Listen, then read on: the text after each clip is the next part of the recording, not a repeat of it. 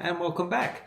Have you ever asked someone what happened and instead of telling you what they experienced, they started explaining why it probably happened? That's interesting because there's a big difference between remembering and reasoning. And once you understand that difference, you'll start hearing stories very differently. Hi, I'm Steve Van Appen, and today we're looking at one of the most fascinating concepts in reality monitoring research, and that is why truthful people tend to remember, while deceptive people sometimes explain.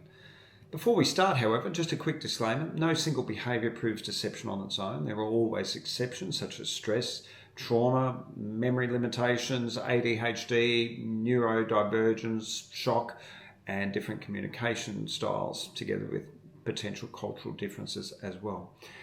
We always need to look for groups or clusters of behaviour, not one isolated sign.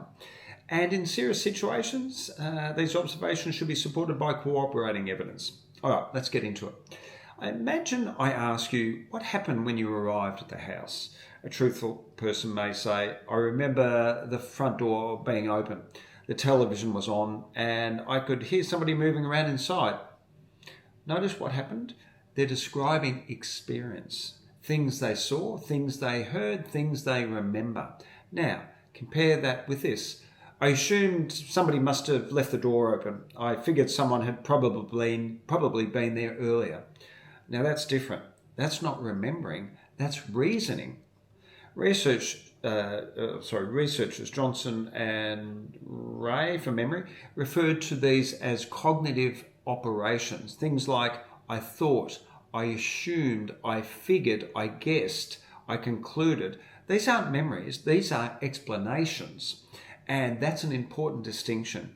Now, don't misunderstand me. Reasoning is perfectly normal. We all do it. Truthful people reason, truthful people speculate, truthful people make assumptions. The issue isn't whether someone reasons. The issue is when reasoning replaces memory. Let me show you another quick example. Imagine someone says, I think he was angry because he probably thought I was ignoring him. That's an explanation. Now compare that with, he slammed the door, raised his voice and walked out. That's observation. One is interpretation, the other is experience. Reality monitoring research suggests that genuine memories often contain more sensory and contextual information, as I've mentioned before.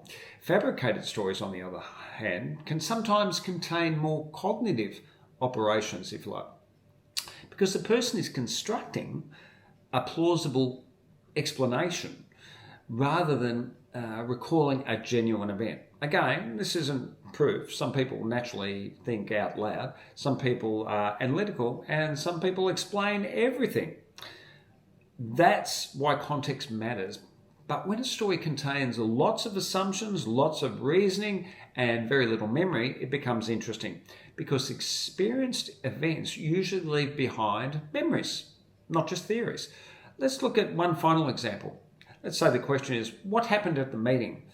Answer one is, I remember John sitting near the window. Sarah arrived late and somebody spilled coffee during the discussion. Answer two, I think people were frustrated because the meeting probably wasn't going well.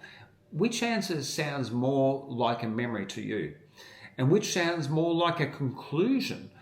That's the difference. So let's recap. Watch for words or sentences or statements like I assumed, I thought, I figured, I guessed, and stories filled with explanations instead of experiences. Because sometimes the difference between truth and fiction is the difference between remembering and reasoning. Just some quick references. Johnson and Ray, reality monitoring. Albert Bridge, detecting lies and deceit. And Memory Source, monitoring research. If you found this useful, comment truth below. Subscribe to the channel. Share with your friends. Because once you understand human behaviour, you don't just hear what people say. You see what they're trying to really hide.